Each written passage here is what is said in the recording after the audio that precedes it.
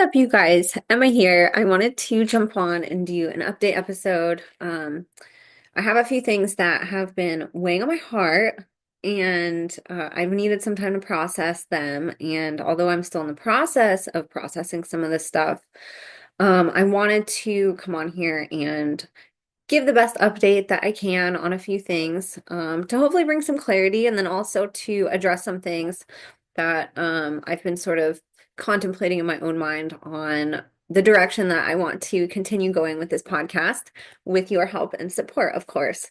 So, the first thing that I wanted to talk about is a really, really sad situation that happened last month on December 18th.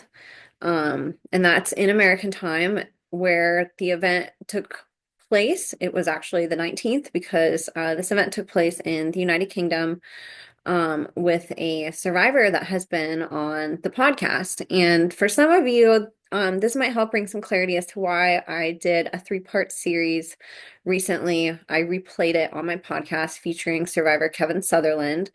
I really didn't give too much context to it because it was just important to me that I had these episodes at the top of my podcast so people looking and searching for Kevin, and Googling his name could find these episodes easily and to also pay tribute to him. Um, it's really sad when we have loss in our community. And excuse me, this might be a little bit hard for me. Um, I think one of the things we don't talk about enough, we talk about healing, we talk about struggles. Um, but something a lot of survivors face on a very consistent basis is thoughts of suicide and not wanting to be here. And trigger warning for anybody listening who may be sensitive to these words or this information. Um, on the 18th of December, I was at home and I received a message from Kevin. Sorry. Saying that he was going to take his life. And as you can imagine, that's a very devastating message to get. And I know that he has had issues with this in the past. So I immediately called him multiple times and he didn't pick up. And he had a message that he had posted on his social media accounts that sort of detailed why he made this decision. And as you can imagine, it's all related to the abuse that he went through and not getting the justice that he deserved and wanted so badly. It deserves so badly. So, again, trigger warning. I wanted to bring attention to this. As you can tell, I'm still really emotional about this, so bear with me here, you guys. Um, but before I show you guys his messages,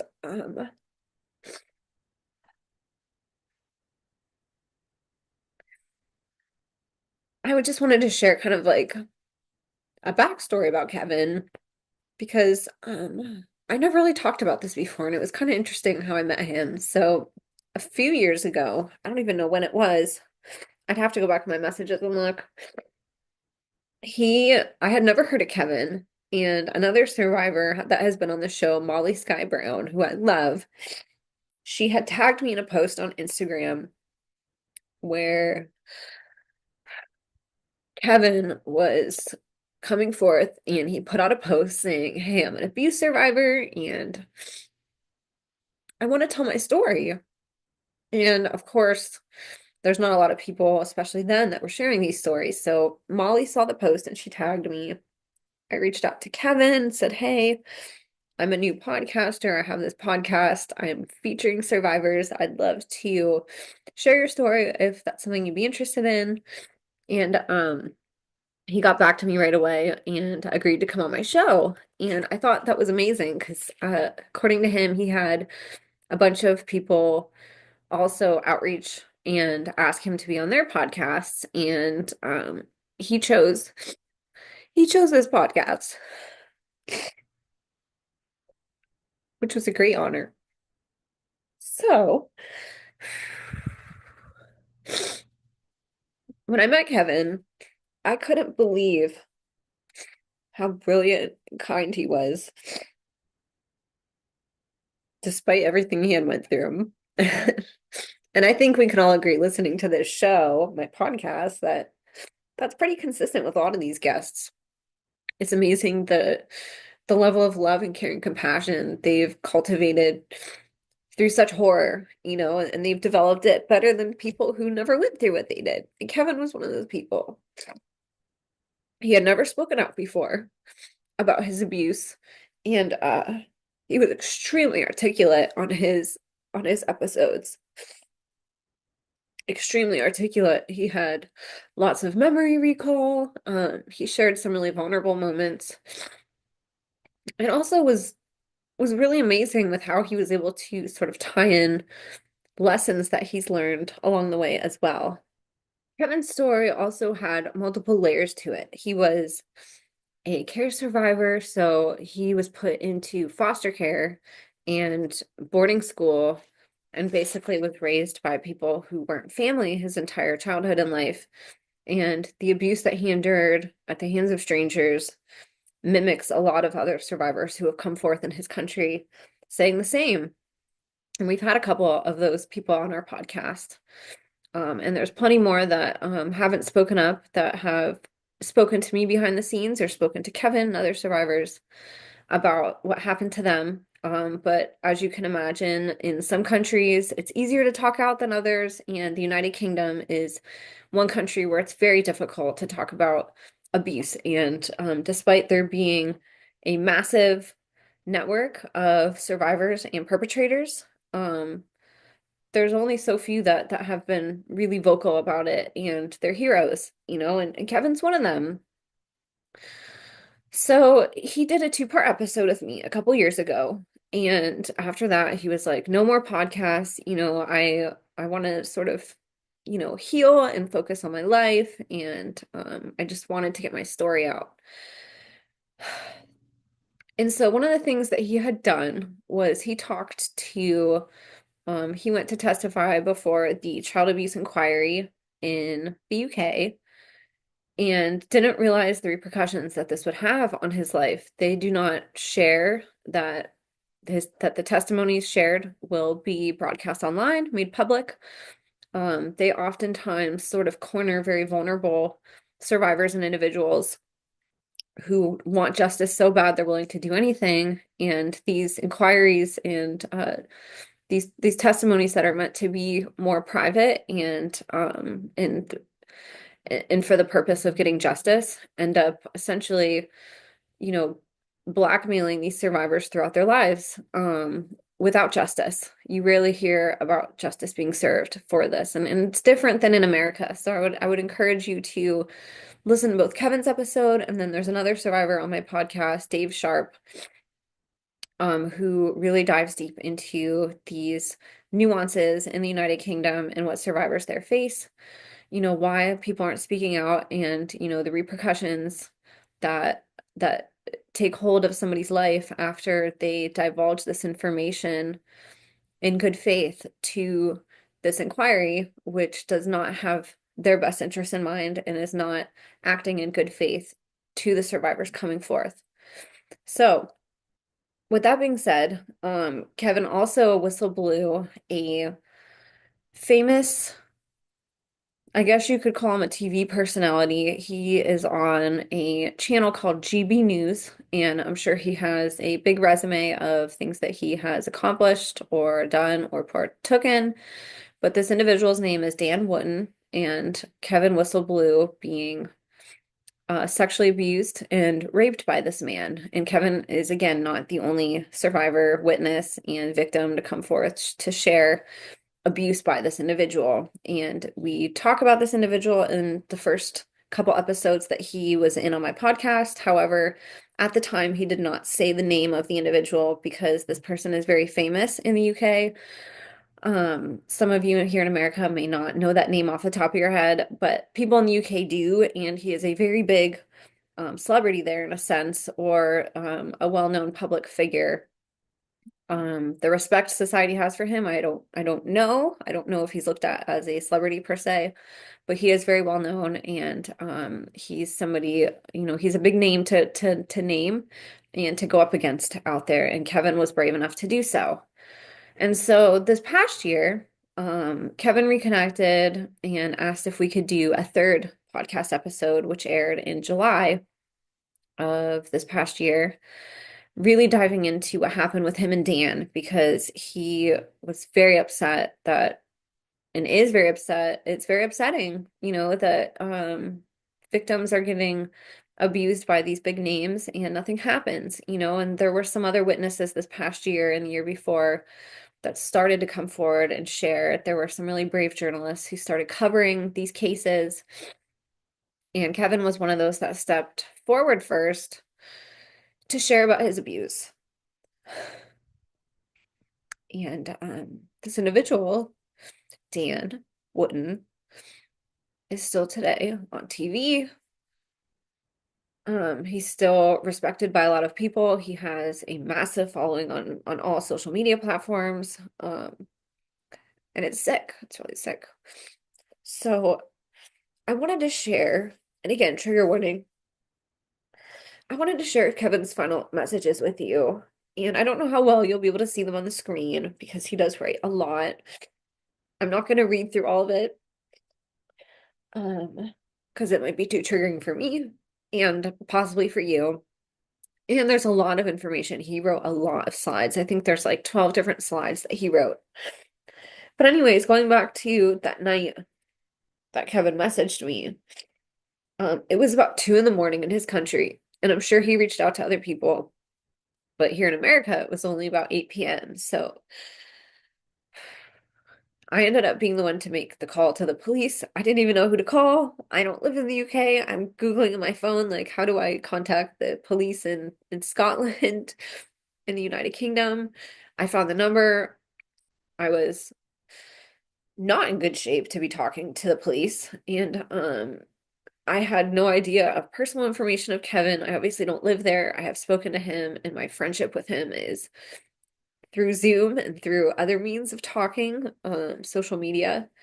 So I didn't have Kevin's address. I didn't have his personal information. So I ended up being able to get them to find his Twitter page.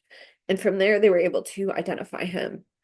Um, and we discovered a lot from his tweets that he made, including that he had asked originally, he had his he declared that it was okay for him to not be anonymous when he first testified um on his inquiry to the child abuse inquiry in his country. And later, I would say, I don't know when exactly he protested this, but he went back and asked to have his anonymity waived and to have that, to be able to take his privacy back because he wanted to move on with his life. And they made it very clear that this was not possible, that because his original agreement was to be public about his testimony, that um they could not do anything further to help him get his testimony offline. And I guess it was affecting his mental health, and he let them know that they did not care. They did not they didn't care. There was no aftercare after this. And again, he didn't realize that by being public, that this meant when you type in his name in Google, that his entire testimony, a 60-page testimony, I believe it was about 60 pages, would proliferate and be the thing that people got to see about him. He was in a place where he wanted to heal and to take back take back his power in a sense, and move forward with his life and not have that be what identified him. A lot of survivors you see on my show sort of go that direction where they reach a point and they're like, I want to start a business, or I want to do something with my story and not just be known for my past. I want to be known for something else. And for somebody who's very vulnerable and who suffers with suicidal ideation or other mental health issues, when you're in the process of healing and you're not healed, seeing that online and having people see that and knowing that that sensitive information is just there, it's not private anymore, um, that can be very, very destabilizing for people. So I wanted to share Kevin's last messages. And again, keep in mind the state of mind he was probably in. These messages aren't very friendly. They're not pleasant to read.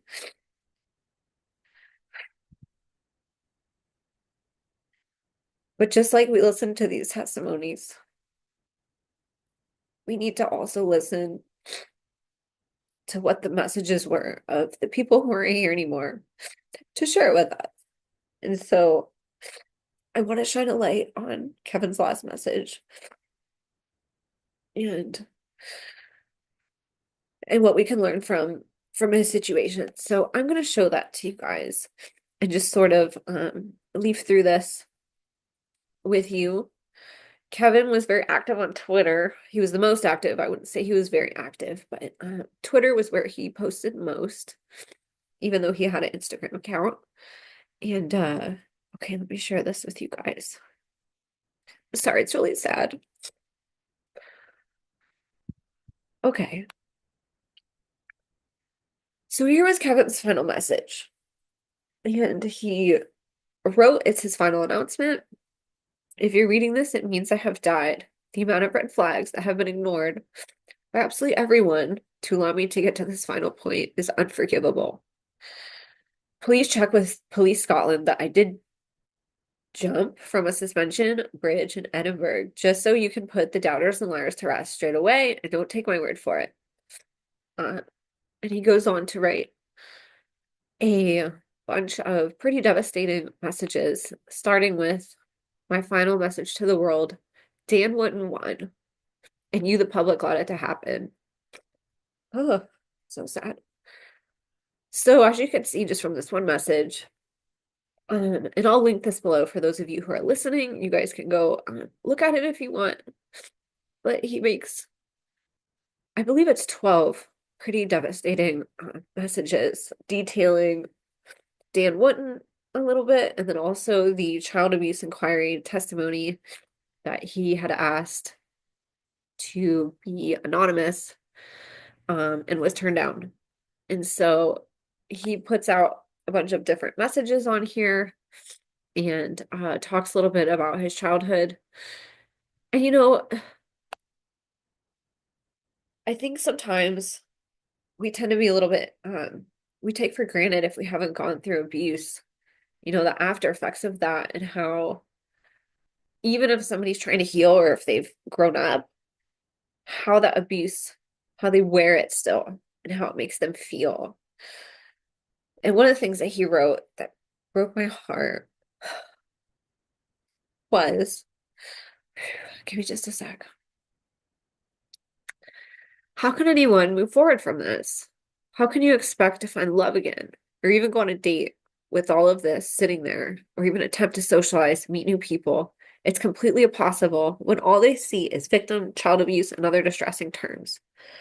Most people don't even know at first glance what the child abuse inquiry is about, but they are seeing my name associated with such terms. I simply did not wish to be forever publicly linked with every aspect of my traumatic childhood.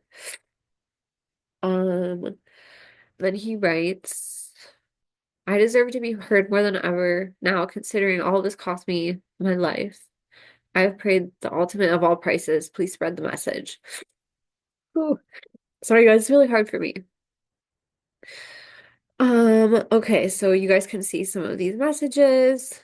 All this mess stopped me from ever truly finding any kind of happiness or love. And that's why I just had absolutely no choice but to surrender once and for all. No one wanted someone as contaminated as me. God. Like, how heavy is that? Abuse does not make you contaminated, you guys. It does not make you contaminated. So sad.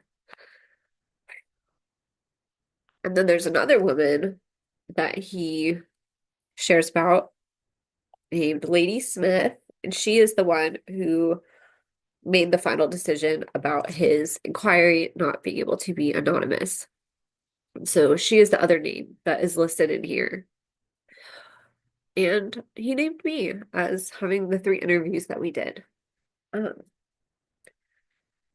so I also feel a personal responsibility to disperse this information and to shine a light on Kevin and his story because I was the only podcast that he ever shared his story on, and he's no longer here to share it anywhere else. So um, it's really important for me that this information gets out.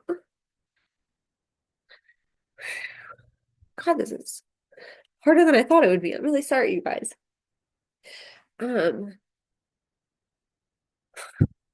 I feel a personal responsibility to keep Kevin's legacy alive, to have his voice heard, to share these names that he gave and his podcast episodes. So I wanted to show you guys where you can find those. So I recently posted Kevin's three episodes, and I posted them on Twitter and on every platform that I possibly could, just so they were more searchable, so they were together. And so this information could be sort of at the top of my list of podcasts since um, the first two episodes that we did together were years ago, and even the third episode I did with him this summer, and it's way down the list. So I wanted to make sure to sort of have these available for you guys, but I do realize I didn't give much context other than in the show notes. If you looked, I did write these are a tribute to Kevin and to his story, and that he's no longer here. So that's what happened. And I'll show you guys a couple articles. The other really sad thing is that they have really tried to bury Kevin's story. So um they put out a few news articles about it, but they are really trying to silence Kevin. And one thing that I learned about the UK is that for missing people, I don't know how the rules and stipulations work, but there is something called an appeal where they, if somebody is missing for a certain amount of time, potentially, or if there's another standard that this goes by, they will start um, sort of an investigation into why this person went missing and start investigating alongside people that were sort of the last ones to talk to Kevin or who may have information on this missing person. So Kevin is currently considered a missing person in a sense, because even though he says how he took his life, his body has not been found yet. So this is very distressful for his family, for his friends. It's really sad that there can't be closure at this time. All Kevin ever wanted was peace.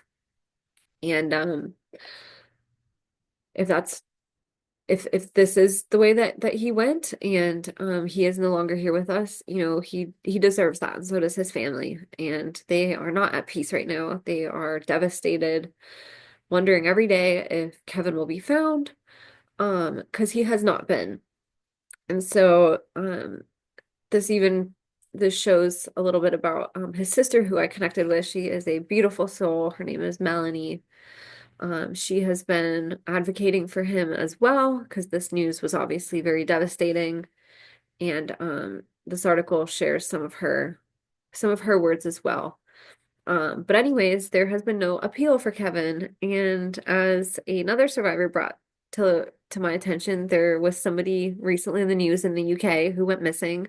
And a couple days later, there was one of these appeals made for them. And so why hasn't there been one for Kevin? Why are they not investigating what led him to this and trying to discover if there's clues as to his whereabouts or the loss of his life or where his body could possibly be if it's not where they thought it was. So there's a lot of non-closure with this, which is one of the reasons why it's difficult for me to talk about this right now, because I also don't have closure.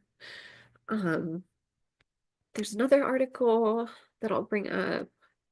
So you can Google his name and type in the UK survivor, and you'll find some articles that will come up detailing some situations that he was going through at the time that he made this decision to take his own life. But it's very sad when our community loses people from the lack of care and justice that they receive from the absolute horrors that they have endured, survived, and deserve to heal, move on from, and receive justice for.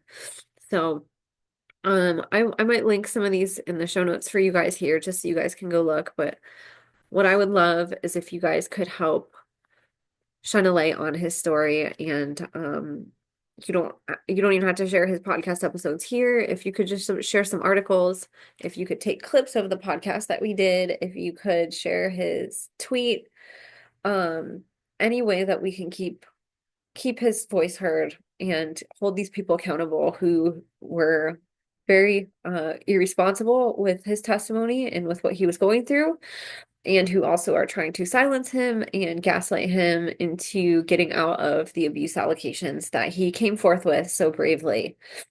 Yes, I'm talking to you, Dan Wootton and Lady Smith.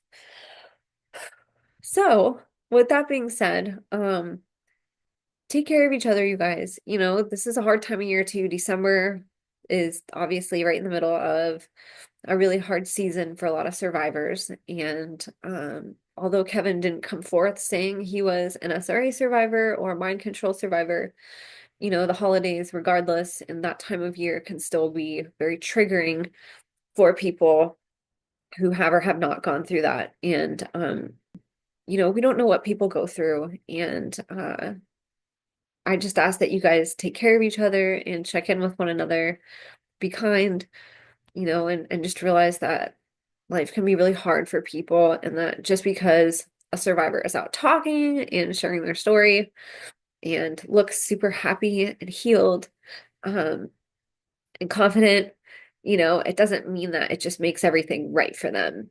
And you know, it doesn't mean that holidays are any easier, or some of these satanic calendar dates are easier.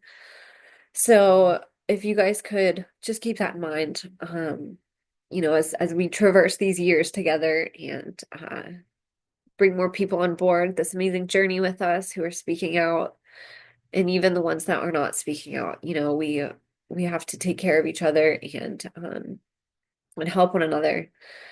You know, and you think about just like these little differences, and like here's the kicker with Kevin's story, like he wanted that testimony taken down offline and made private. And the day that he went missing, the day that he took his life, they took it down. It took him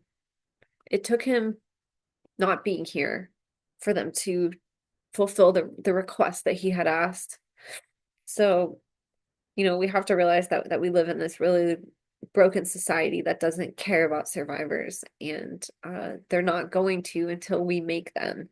And that starts with us doing it. You know, we have to be the ones that care about one another, and you know, help share each other's stories and be there for one another, and educate the public on how they can also come in this circle and space, and make it safe for survivors, and you know, advocate for that, because it's not a safe space for them despite all the beautiful and amazing things that they do.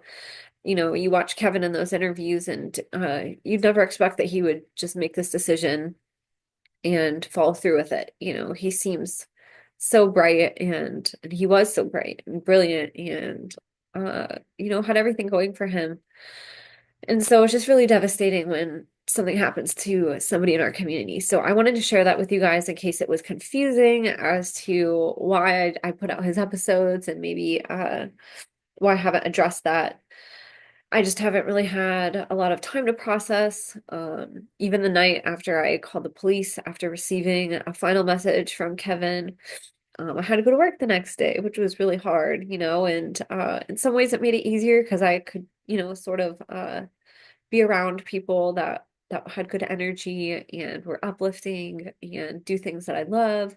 So in that way it was good, but you know, I haven't really had a ton of time to kind of sit back and process this, and I didn't want to be I'm still a mess, obviously, and I didn't want to come on and just be bawling my eyes out the whole time. So hopefully you guys can understand and just ask you all to pray that one way or another, Kevin's body surfaces or his whereabouts surface so his family can have some type of closure and you know, that we can start really really shining a light on these really hard things that happen in our community uh and prevent it from happening to others.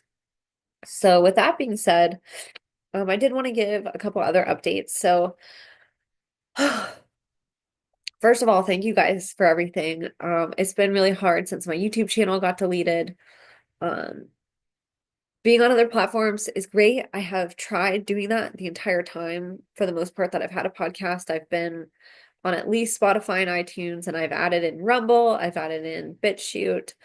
Um, I'm on a lot of platforms, and now I'm streaming on X. And so I do have my podcast streaming on multiple platforms.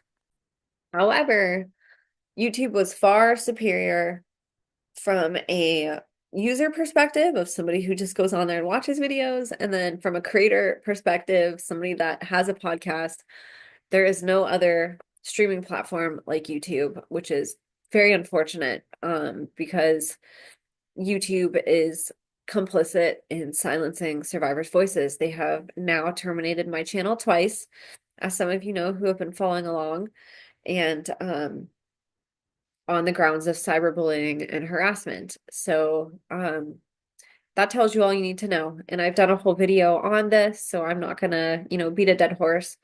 But it's made me have to sort of rethink this direction, because if I am building up a podcast, and on my last YouTube channel I had reached 31,000 subscribers, which is very small in the grand scheme of what a big podcast is, but it was monumental for this community to have that many people interested in a platform like this, and also to be allowed to be on YouTube talking about this for so long before my channel got scrubbed. So I had a feeling it would happen, like how I said in my other video that I have done on this, but when you have to basically start over from scratch again, and you're a podcaster that's been podcasting for 4.5 years, there's hardly any other podcasters that talk about anything else, or excuse me, any other topics that face this type of adversity.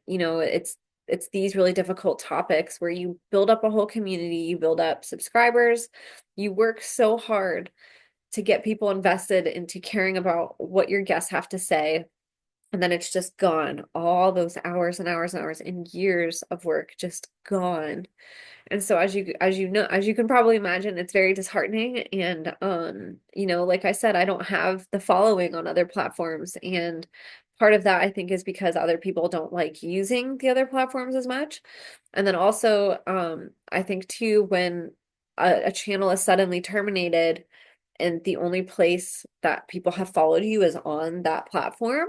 So YouTube, for example, those 31,000 subscribers do not know that I am on Rumble unless they refind my channel. And so having that capability of, you know, just having all of your stuff wiped out and then having to start all over again, it is really difficult, because it's like, I'm not a brand new podcaster. I shouldn't have to start from ground zero again. I shouldn't have to rebuild a following that I worked so hard for. But that's what happens when you're talking about this stuff. And Carrie Elahe made a very beautiful and touching video, which is gonna make me cry. You guys, I'm super emotional. I'm sorry. Um, and she had said in a, one day there's gonna be a reconciliation for these platforms that were complicit in the cover up of the worst crimes in human history. And she's absolutely right.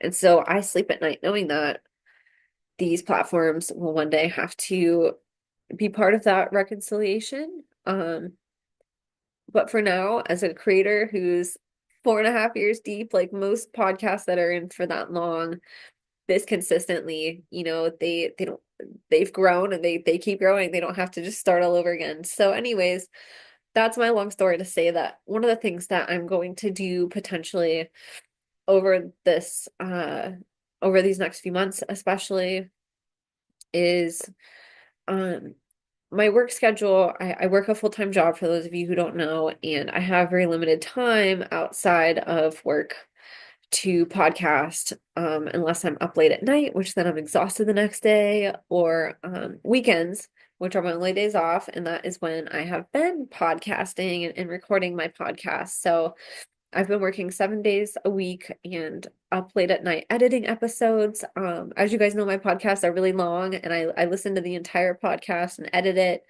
myself. I do it in pieces during the week, and then I take the edited version of the videos and upload it to every platform, and that's what you guys see as the final version. And then I do all the thumbnails by myself. I do the introductions by myself. I am the only one that is doing any of the work on my podcast. So I'm doing it. It's almost like another full-time job. And I'm not complaining about that. But what I wanted to say was I have such limited time that I think something that I'm going to start doing to sort of help rebuild awareness of this out in the community and to help people find my platform again and to find these testimonies is to start taking some time that I might normally shoot and record podcasts with guests and go on other people's podcasts. And since I am on a limited time, I have to sort of balance the time that I'm doing this. And so I might some weekends, just do one interview with a guest and then spend the other day podcasting on somebody else's podcast. But I think that that's a step that I need to take. And so there might be some weeks where I only have one episode. And then as I grow, I can start incorporating more and I can start having more freedom and flexibility to um, be more present.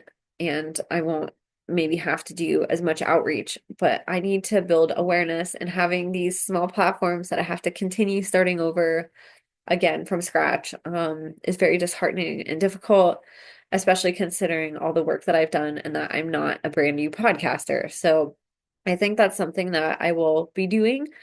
And maybe what I'll do with that is take those episodes once they've aired and put them on this platform so you guys can still have, two episodes on some of those weeks where maybe there's only one. So I wanted to share that with you guys. And then I have some more updates, but I think this might be enough for today.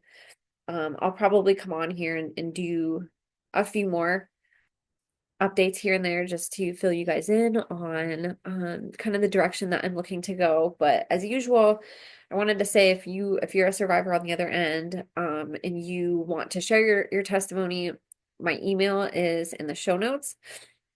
And if you want to share your testimony, but right now, maybe going public or showing your face or using your voice or even just speaking out might be too difficult or unsafe for you, I do have a Substack account that you guys can submit a written testimony or share information and I can distribute it that way. And you can be as censored as you want. You can pick a different name. There's lots of ways that we can help get this information out. And so I'll have my Substack below too. I'd love your support on that platform as well. I'm trying to get better with being more consistent using it, but like I said, I'm on a time crunch all the time. And so I'm trying to do my best with balancing everything. But I'll have that, but please reach out if you guys, need anything, if you guys want to talk, if you guys want to be on the show, or if you guys want to submit something in writing that I can help distribute for you on your behalf and have people read it and still create an impact without you having to sacrifice um your safety and or visibility / identity. So I will have that option for you guys as well. I do have another YouTube channel. I forgot to mention that earlier whenever I was talking to you. So let me share that with you real quick. I have had to make some difficult decisions on this front as well. So my old YouTube channel, I streamed every episode, the full episode. And I realized that I can't do that anymore. I do not have the capability of being able to do that because the second that I upload my library again for the third time on here, I will just be terminated once again. So Um, one second. So what I have had to do is, and I'll show you guys in just a sec. Let me load this. So I have my YouTube back up, and I'll show you guys my strategy, and I want to just quickly go over kind of what I'm planning on doing with this. So my new handle is Imagination Podcast Official. And thank you to the 800 subscribers that I have right now. That's awesome that some of you have found me and that the crossover is starting. And I have started my podcast from scratch. I don't have many of them up. Again, this is it's a very difficult task for me to do this on top of uploading episodes, new episodes, and recording them and editing them, that I'm doing new on Rumble and these other channels that I'm keeping updated in the current time. So going back to the past, this is like a whole nother full-time job of uploading 4.5 years of interviews onto this channel. One of the interviews I uploaded already got taken off, so I already have a warning on this channel. And as you can see, I only have a few videos. I only have 12 videos up here, and I had 13, and one of them already got terminated. So I do have a warning on my channel. But one of the things I wanted to share was that one of my strategies that I'm going to do is for the episodes that I believe are safe and that stayed up on the last channel without an issue, I do plan on uploading those videos, the full video, and I have done that with a few of these where you'll see it's an hour and a half, um, 2 hours. Some of these interviews are the full length. And then, for example, Brooke Federline, who I just did another interview with, if you guys have not caught up with her, or excuse me, caught up with my channel, I had done multiple interviews with her when I first started podcasting in my first and second season. And then, we didn't podcast for a while. We just did kind of a catch-up episode, which was awesome. So, but what I did with Brooke's episodes, because on my last channel, her episodes were very volatile with getting taken off. She disclosed a lot of really juicy, good stuff on her interviews. I uploaded 30 minutes of those, including the 13th episode that I had up. That one as well was only 30 minutes and it still got taken down. So I'm going to try to just be aware of that. And so your best bet is to follow me on a channel like Rumble, the Imagination Podcast. I'm here.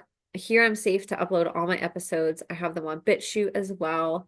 Twitter, Spotify, iTunes. Your best bet to get 100% of the episodes that I'm uploading and all my content in full length, no censorship, is on those platforms. On the Imagination on YouTube, I have 30 minutes to the full episode on here. And then if it's only 30 minutes, that's by design. And then in the show notes on these episodes, I do have the links for the full episode. If you guys want to continue watching, you can just go to Rumble. I have that linked. And then you guys can go there and watch the rest of the full length episode. So that is kind of my strategy. And then there will be a few episodes on here that 100% I remember which ones got terminated.